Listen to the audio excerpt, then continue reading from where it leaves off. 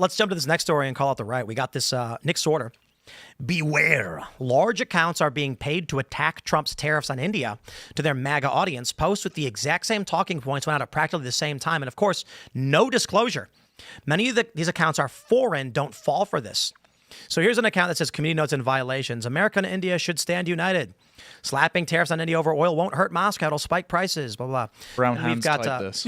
Defiant L's. Stained hands type this.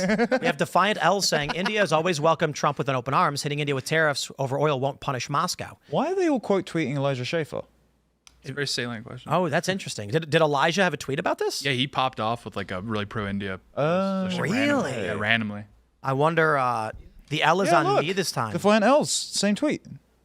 Which one? Defiant, scroll down. Defiant L's, quote tweeting Schaffer. They all quote tweeted the same tweet, and his was like a pro-India tweet, just kind of out of the blue. Weird.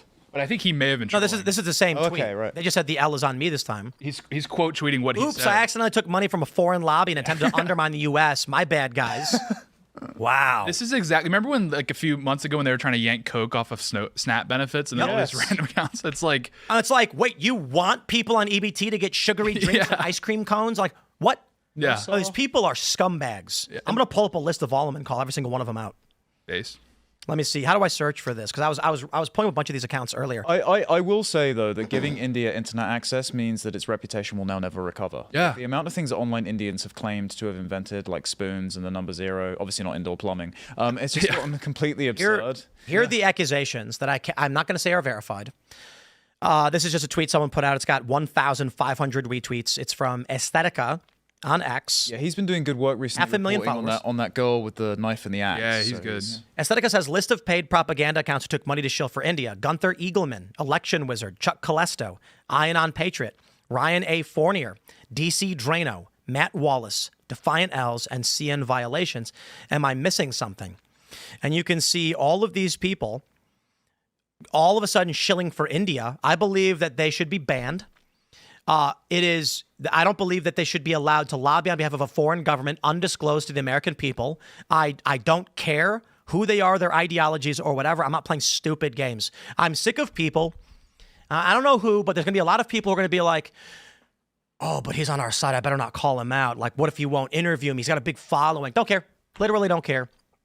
I'll be careful because I can't say definitively to any of these people. Like, you got DC Drano here. I don't know that he actually took money to post this. He actually says El Salvador, the media wants to paint El Salvador, Argentina, India, etc. as problems, but the CCP is a true threat.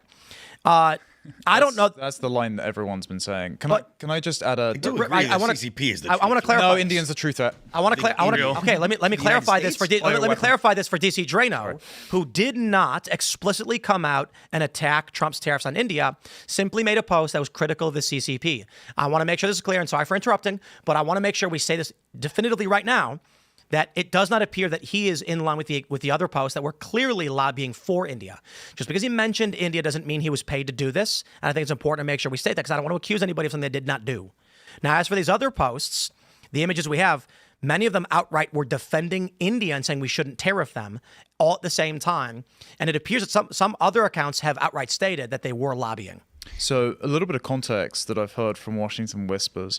You know the recent pipeline between posters and the administration?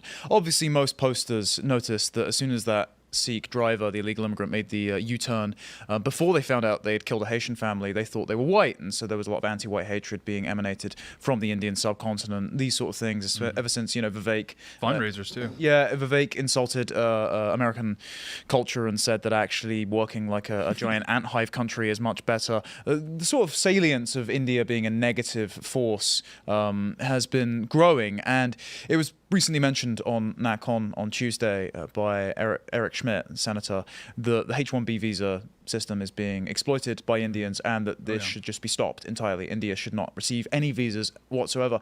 I have heard that the Indians put in a very concerned call around DC to try and butter up a few senators and Congress people to try and get them to thwart this block. What's the tariff that Trump is putting on India? What's the percentage? Do you know? I don't know the percentage. I'm Let me look this up real quick. But there is a general trend away from divesting against India. I know Israel's like cutting a deal with India. I mean, look. I'm sorry. Just look at this. Like Politico. We're at DEFCON 1. India bruised by U.S. tariffs. Cozies up to Russia and China. Yeah. I agree that's not a good thing. No, India. I mean, there's however many billion of them. 50% is the announced tariff on Indian exports. Because of what we just saw on X, I want the Trump administration to set it 75. Yeah. I want India to be punished for daring to insult the American people with this attempt. Make the double the tariffs, Trump. Put them at 100%.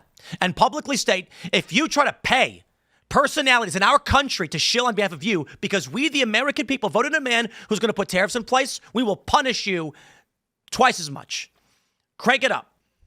Tax remittances too. Yeah. Yep. That too. I mean, everyone knows my opinion on remittances and immigration and stuff. Yeah. now. And India. Well, I mean, generally I've had historically I've had a favorable opinion of India. This is like up until Pre-1947. Yeah. No, I mean, but I don't think that India is as much of a threat as China is. I think China is a significantly Okay. But no one's serious saying threat. that. He said that just a few minutes No, I did. ago. No, I did because I live in Britain, right? And Right. India is entirely ethnically captured. Yeah, and so to you, Indians. to the UK, I get what you're saying, but to the United States, China is a They far are, more they are a more military serious and threat. economic foe. Are Yes. Chinese nationals, other than students, of course, flooding your country with their co-ethnics? Like, are they infiltrating sectors that Americans could do?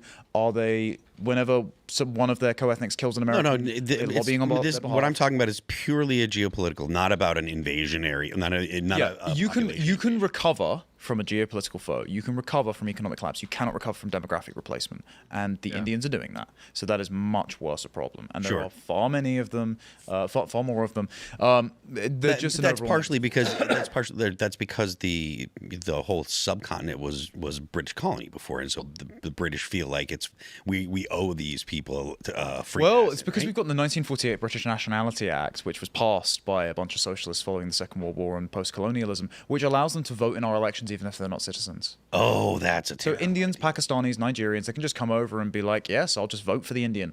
That's a Well, terrible. there's also, I mean, there's a stat which is horrifying, which is they could distribute 10 million Indians to every country on Earth and still have well over 1 billion people left. At NatCon, there was a guy who was saying that he was on a panel about the threat of Islam in the US, and he was yet again saying, it's just Islamists. It's not, the moderate Muslims aren't a problem. For example, we've taken a bunch of Muslims from a bunch of countries. We've taken in 0.1% of the population of India, and I was like, you've taken in like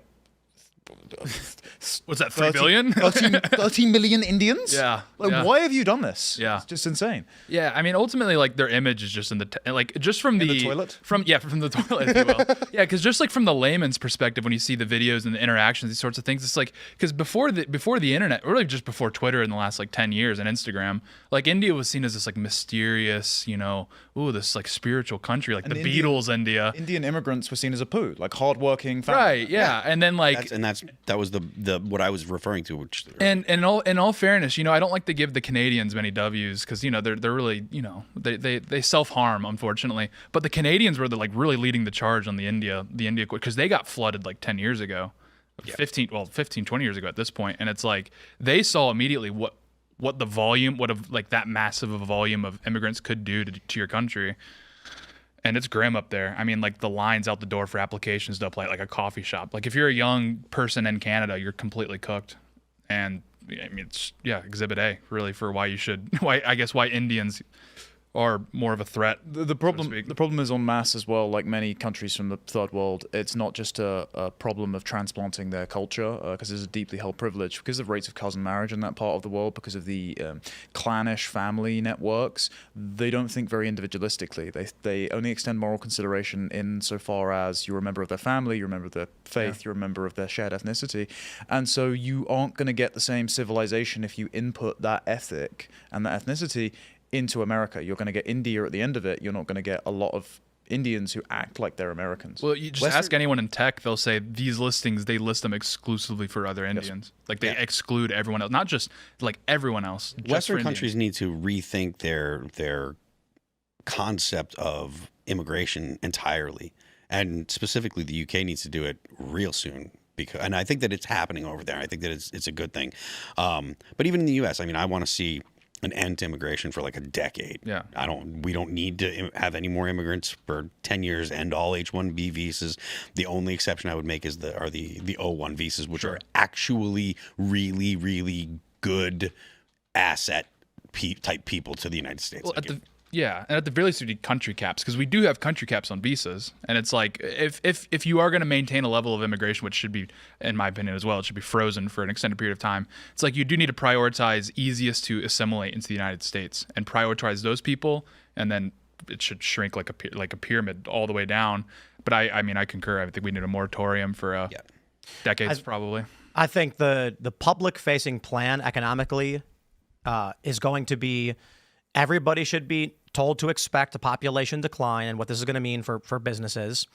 We need a comprehensive plan on how local communities are going to adapt to that now, so that in 5 years we don't get the rug pulled out from under us. Yep. Right. Well, I mean, and I've pointed out before, is India, for example, their fertility is dipped below replacement. So it's like, just from a very liberal perspective, if you're using immigration as a stopgap for the birth rate, that's not going to work for much longer. It's like 20, 30 years, India is going to start dropping in population. So it's like, you're running out of people across the world. So I'm just speaking from a liberal perspective of like, they can't even use immigration to backfill the population. For Okay, what perspective was that, Tate? What perspective was that? The liberal perspective, the woke perspective. But no, so it's like, I mean, totally agree. It's like, I mean, it's a stopgap for so long, and yeah. Well, the Bill and Melinda Gates Foundation released a study, I think it was earlier last year, and they said by 2100 there's only going to be 6 countries in the world, 5 in Africa, 1 in Asia, that's going to have above replacement birth rates, and so we'll just get all our immigrants from there. That was genuinely their conclusion.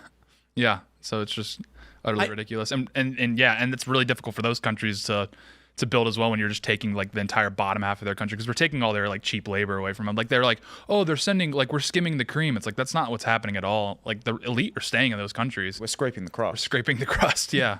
Thanks for checking out this clip from Timcast IRL. Make sure to watch the show live Monday through Friday at 8 p.m. Subscribe to this channel, and we will see you all there.